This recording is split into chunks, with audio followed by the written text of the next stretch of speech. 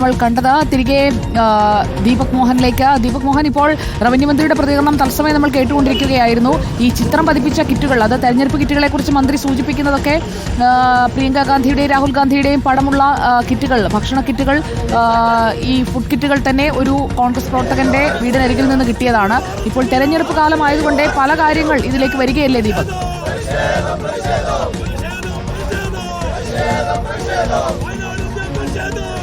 പ്രതിഷേധക്കാർ ഇപ്പോൾ പോലീസ് സ്റ്റേഷന് മുന്നിലേക്ക് എത്തിയിരിക്കുകയാണ്.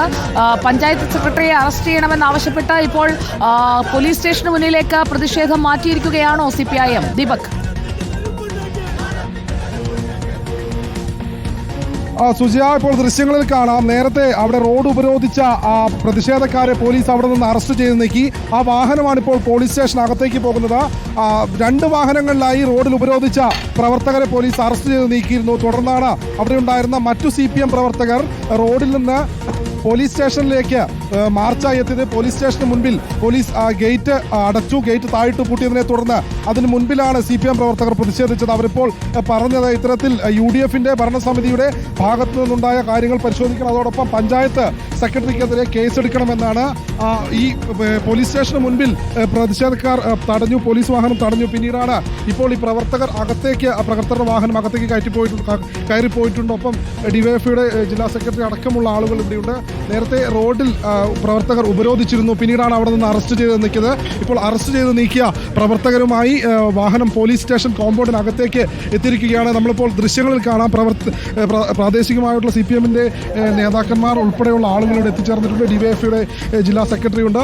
ഈ വാഹനത്തിലാണ് ഇപ്പോൾ ഈ പ്രതിഷേധക്കാരായ ആളുകളെ കൊണ്ടുവന്നത്. അവരെ ആ വാഹനത്തിൽ നിന്ന് ഇറക്കി ഇപ്പോൾ പോലീസ് സ്റ്റേഷനകത്തേക്ക് കൊണ്ടുപോയിരിക്കുന്നു. ഇപ്പോൾ പോലീസ് സ്റ്റേഷന് മുന്നിൽ നിന്നുള്ള ദൃശ്യമാണ് പ്രേക്ഷകർ കാണുന്നത്. സുജ. ഓക്കെ, ഇപ്പോൾ അറസ്റ്റിൽ പ്രതിഷേധം നടക്കുകയാണ്. പ്രവർത്തകരെ അറസ്റ്റ് ചെയ്ത് നീക്കിയിരിക്കുന്നു. എന്നാൽ അവരുടെ ആവശ്യമനുസരിച്ച് പഞ്ചായത്ത് സെക്രട്ടറിക്കെതിരെ ഒരു നടപടിയും എടുക്കുന്നില്ല. ഈ പ്രതിഷേധം തുടരാനല്ലേ സാധ്യത?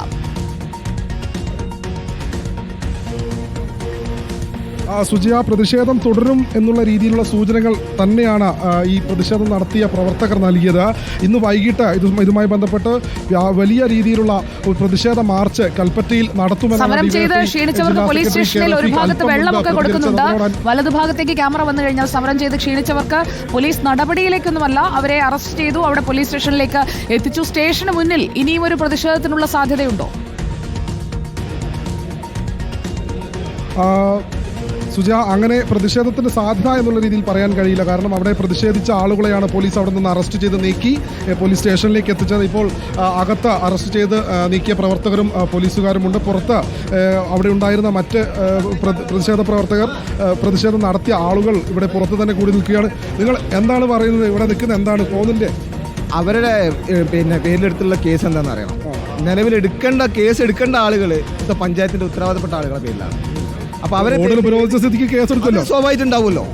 അപ്പൊ ആദ്യം എടുക്കേണ്ട നിലപാട് പോലീസ് എടുക്കണം. എന്താണ് ആ നിലപാട്?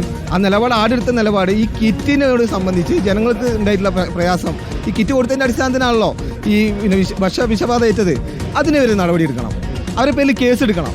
അതാണല്ലോ പോലീസ് ചെയ്യേണ്ടത്. കിറ്റ് നൽകിയ പഞ്ചായത്ത് സെക്രട്ടറിക്കെതിരെ കേസെടുക്കണം, അല്ലാതെ മേപ്പാടി ടൗണിൽ പ്രതിഷേധിച്ച CPIMകാർക്കെതിരെ അല്ല കേസെടുക്കേണ്ടത് എന്നതാണ് പ്രവർത്തകർ പ്രതികരിക്കുന്നത്. മേപ്പാടിയിൽ പ്രതിഷേധം കടുക്കുകയാണ്. നമ്മൾ